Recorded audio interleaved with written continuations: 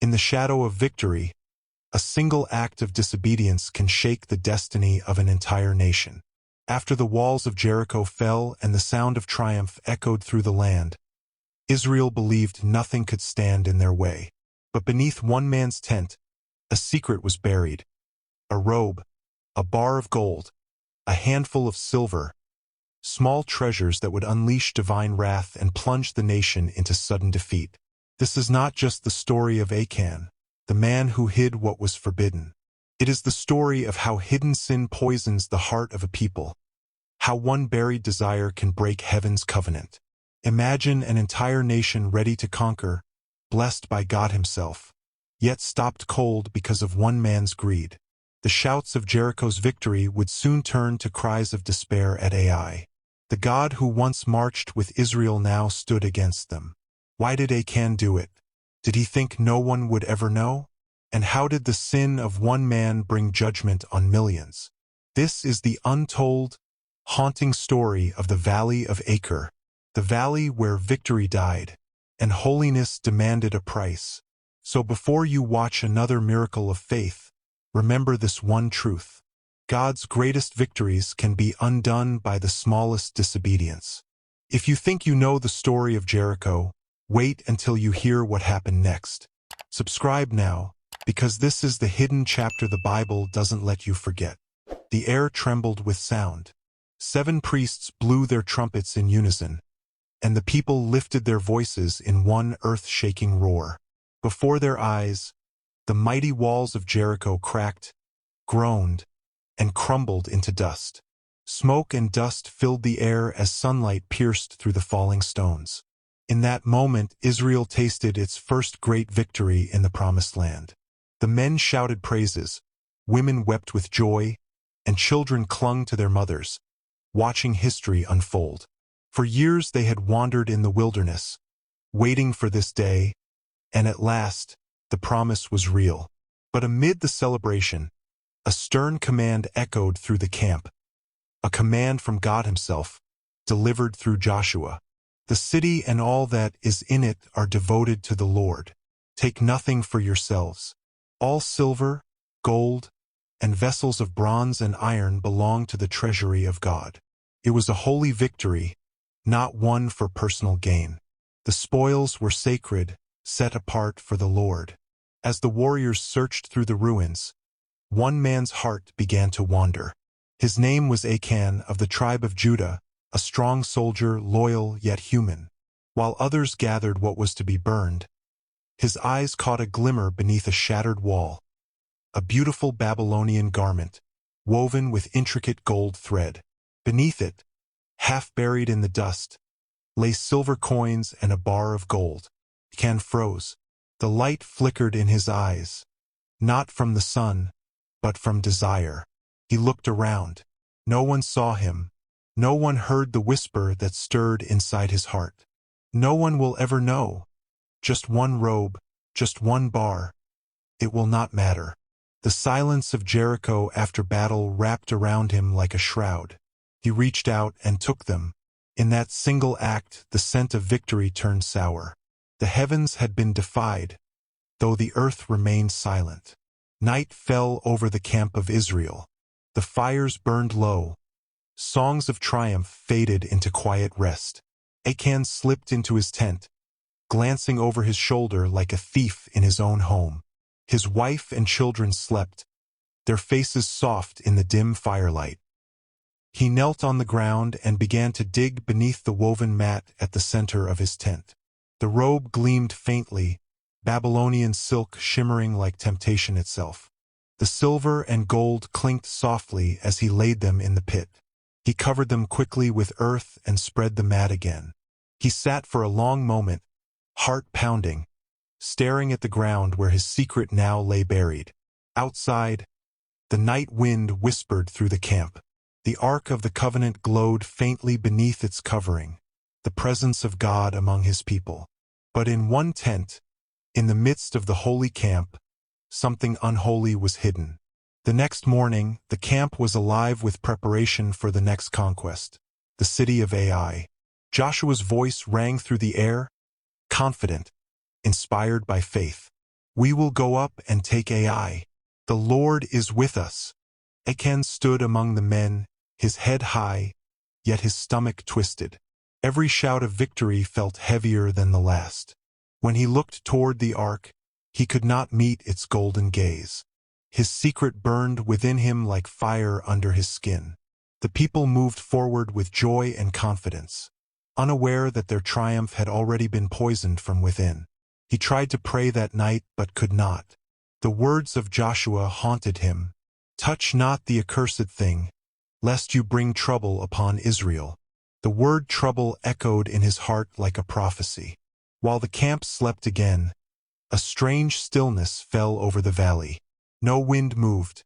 The stars above seemed distant, cold, as though heaven itself had turned away for a moment. Achan dreamed of fire. He saw the walls of Jericho crumble again.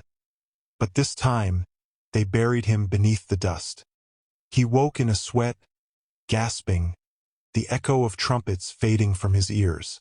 Outside, Joshua prayed beside the ark, unaware of the shadow that had entered the nation. Above them both, unseen by mortal eyes, the holiness of God stirred, grieved, wounded by one man's disobedience. The victory at Jericho had been glorious, but its glory was now tainted. The seeds of defeat had been sown, quietly, secretly, beneath a single tent, and soon all of Israel would reap its harvest. The dawn after Jericho's victory was golden and bright. The camp of Israel buzzed with energy and confidence. Laughter, sharpening of swords, and songs of praise rising into the desert air. The people believed God was marching with them.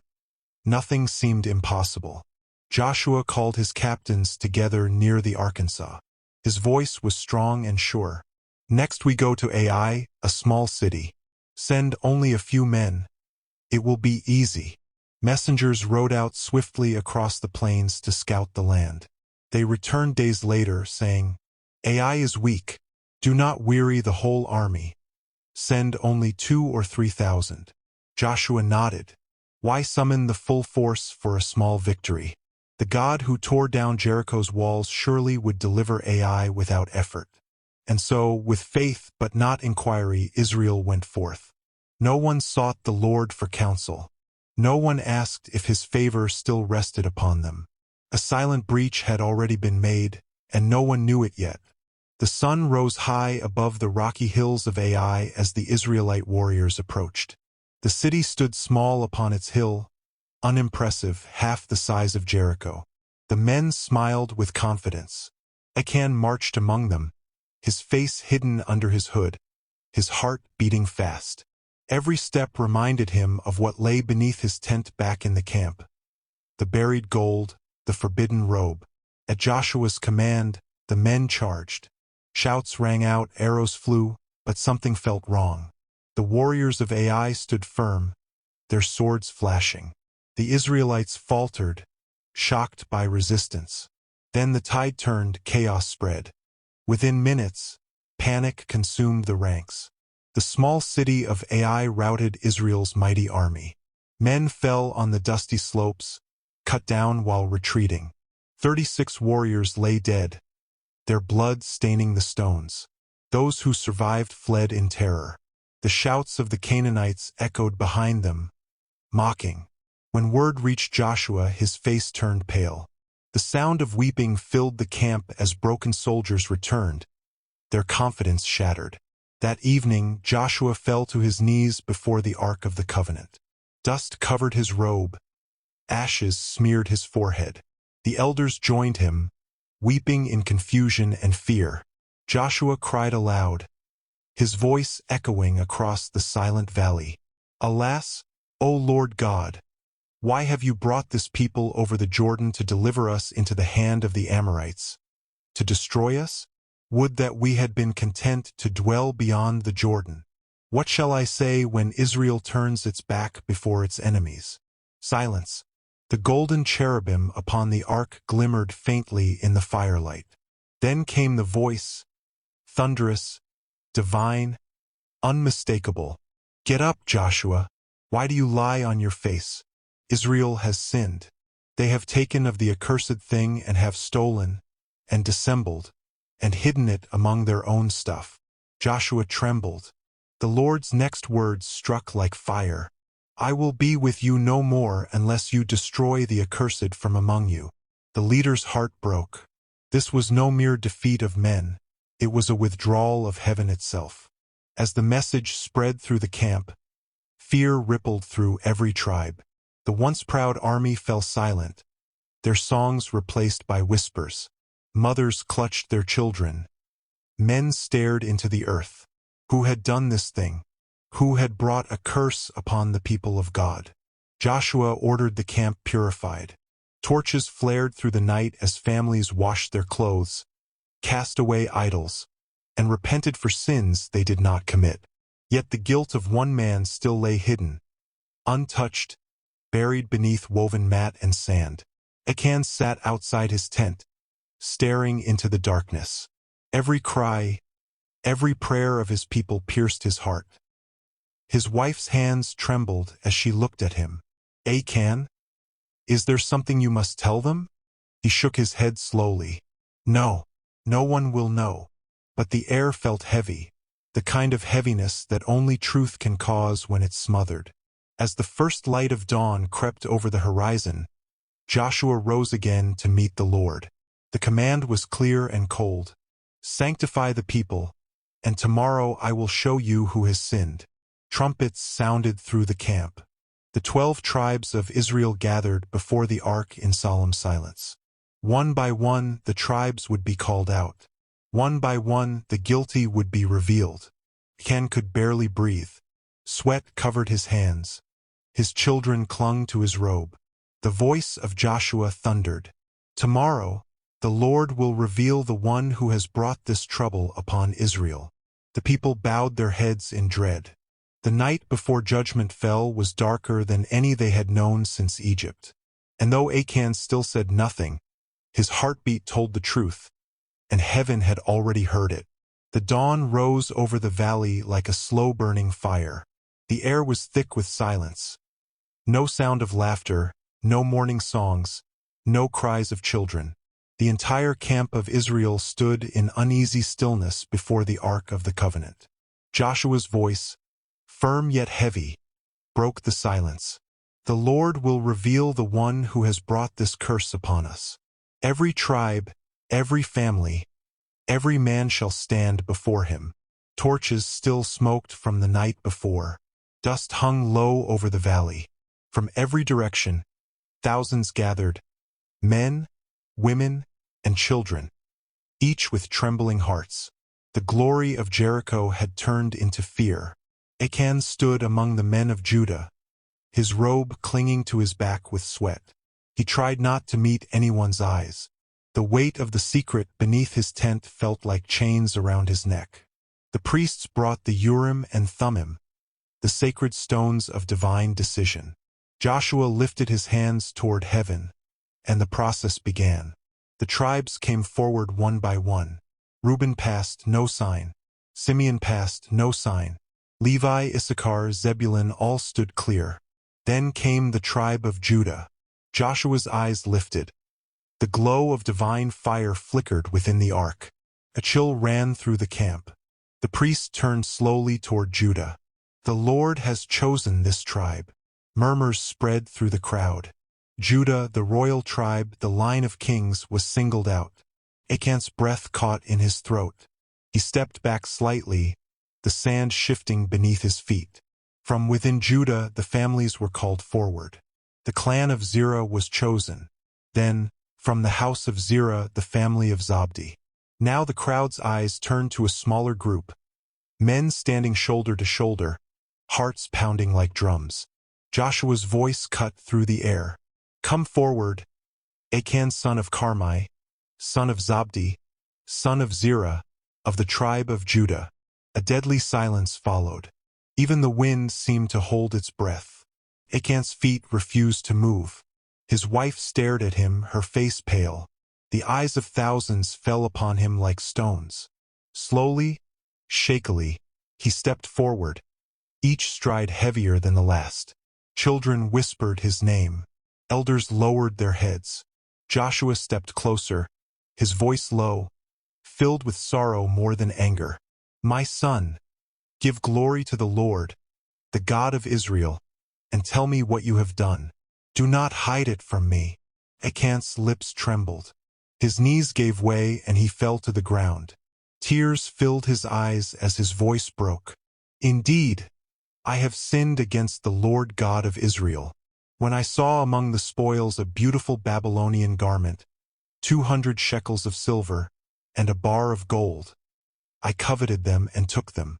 They are hidden in the earth in the midst of my tent, and the silver is under it." A gasp swept through the crowd. The priests looked to Joshua, stunned. Achan's confession echoed in the valley, a single man admitting guilt before a nation. And though the truth was spoken, it did not lift the curse. Without a word, Joshua sent messengers running. The soldiers sprinted toward Achan's tent, the people parting to let them through. The crowd held its breath. Moments later, the soldiers returned, their faces grim. In their hands, the Babylonian robe, gleaming gold, and silver coins covered in dust. The evidence was undeniable. Joshua spread them before the Lord. The crowd bowed to the ground in grief and fear. Achan buried his face in his hands, sobbing. His family wept behind him, realizing the gravity of what had been done. The curse of one man's greed had wounded an entire nation. Joshua spoke softly, but his words carried the weight of judgment. "Why have you troubled us? The Lord will trouble you this day." As the sun began to set, the camp of Israel prepared for a solemn procession to the Valley of Achor, the Valley of Trouble. There, judgment would fall and the nation would be cleansed. The camp was still. No songs rose, no trumpets blew. The same people who once shouted at Jericho now stood wordless before the Ark of the Covenant. The Babylonian garment, the gold, and the silver lay in the dust, trophies of disobedience, shimmering faintly under the morning sun. Every gaze was fixed upon them, then upon Achan, who knelt trembling in the center of the crowd. Joshua's face was solemn, his voice steady yet filled with sorrow. "You have confessed your sin, Achan, but the anger of the Lord must be turned away. The people must be cleansed." Achan could not lift his head. His wife sobbed quietly beside him. His sons stared in horror, unable to comprehend the weight of their father's crime. The air felt thick with holiness and dread. The sin that was hidden beneath one man's tent was now laid bare before the entire nation. Joshua commanded the leaders to prepare the place of judgment, the Valley of Achor, a barren gorge just beyond the camp. The people gathered, thousands strong, moving slowly through the wilderness in solemn procession. The ark remained behind. God's presence would not march with sin. At the front walked Joshua, followed by the elders, the priests, and finally Achan with his family. Behind them came soldiers carrying the stolen treasures, the robe folded neatly, the silver and gold gleaming in the light. No one spoke. The only sounds were the crackling of torches and the soft crunch of sand beneath their feet. As they reached the valley, shadows from the mountains stretched long across the ground. It was as if the sun itself turned away from what was about to take place. In the center of the valley, Joshua turned and faced Achan one last time. "My son," he said quietly, "you have brought trouble upon Israel. The Lord will trouble you this day." Achan fell to his knees, tears carving paths through the dust on his face. "I was blind," he whispered. "The robe was beautiful. The gold shone like the sun. I thought it would bless my family, but it has cursed them." Joshua's eyes glistened. He had led armies, seen miracles, heard the voice of God, but nothing had ever weighed upon his heart like this moment. "Sin is never hidden, Achan. The eyes of the Lord see what man buries, and what is buried will rise again to judge us." The people lowered their heads, some weeping softly, others trembling with fear. At Joshua's signal, the stolen items were placed on the ground. The robe, the silver, the gold, all symbols of defiance and greed. They were burned before the people until nothing but ash remained. Then Achan and his family were brought forward. The valley echoed with prayers, cries, and shouts of repentance from the crowd. As the fire consumed the forbidden treasures, the smoke rose high into the sky, a dark pillar of remembrance. Achan looked upward through tears. "O Lord," he murmured, "forgive me, I have brought shame to your name." And as the flames rose, so did Israel's collective sorrow. The nation learned that sin, though private, always carries a public price. The smoke drifted heavenward, and with it, the lesson of obedience sealed in fire. When the fire died, the people gathered stones and raised them over the ashes, a monument of judgment and warning. The wind howled softly through the gorge, carrying the scent of smoke and dust across the desert. Joshua turned to the people and said, "From this day forward, this shall be called the Valley of Achor, the Valley of Trouble, for here Israel was purified." The sun broke through the clouds, casting a faint golden glow over the valley floor. The curse had been lifted. The anger of the Lord turned away. Yet no one cheered. The victory was not of war, but of holiness. The price had been paid, and it was terrible. The people returned to camp in silence, carrying with them the memory of what disobedience had cost.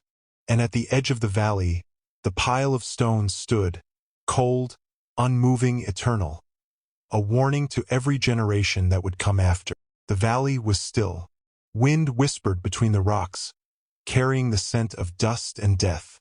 The people of Israel gathered in a vast circle around a mound of stones, their faces hard with grief.